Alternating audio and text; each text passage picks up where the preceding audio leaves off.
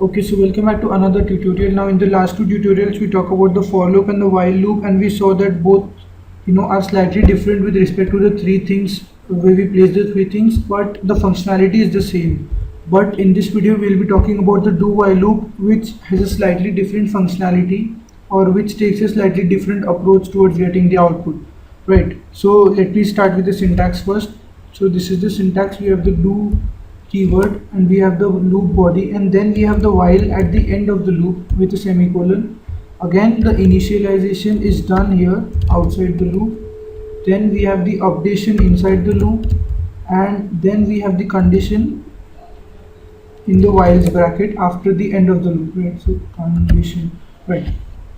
Now there is a difference between the functionality, as you can see, because the placement, although it was different in the last two cases, the order was same, but here the order is different. The updation comes before the condition. So what this indicates is that even if the condition fails for the very first time, the loop will run once, right? So the body of the loop will be executed at least once, even if the condition is false in the very first time.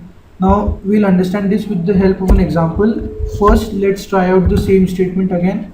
So I is equal to 1, we'll say I plus plus, and before that we'll print the echo, the present value of I is, there we go, and then we have the updation here, and the condition was I is less than or equal to 10. So we'll do that. Now let's quickly run this and see what we get. Right, so we get the exact same output. Let's try the reverse one as well. So I will be 10, I minus minus, and greater than 0, right?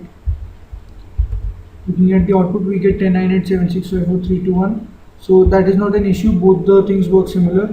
However, if the condition is false, let's say the value of I is 100 and the condition states that the value of I should be less than 10, right? But the value of I is 100 here, so technically this loop should not run. If you try this thing, I value 100 and the condition less than 10 in the for and the while loops, you will not get any output because the loop body will not run.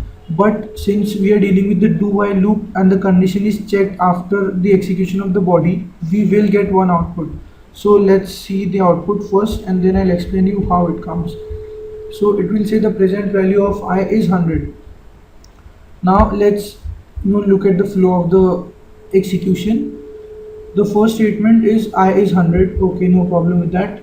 Inside the do loops body, we have the present value of I is ampersand I. Now before reaching here, we haven't checked any conditions, right? So basically this is all going in a flow.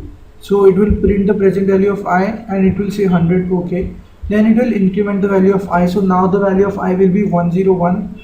After executing the body once, it will go to the while and then it will check the condition that I should be less than 10. But before it checks the condition for the very first time, we already have one output, right? So that is how the do while loop is different from the for and the while loops. It will run even if the condition fails for the very first time.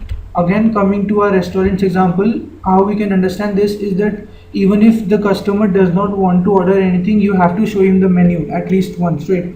So that is where the do while loops come in handy. They are mostly used in the menu based programs, because even if the user wants to exit in the very first go, you have to display the menu irrespective of the choice, right? So that is all about the do while loop for now, and go ahead, try it out, and I'll see you guys in the next one where we'll be talking about the for each loop, which is special in PHP, right? It does not exist in any other language.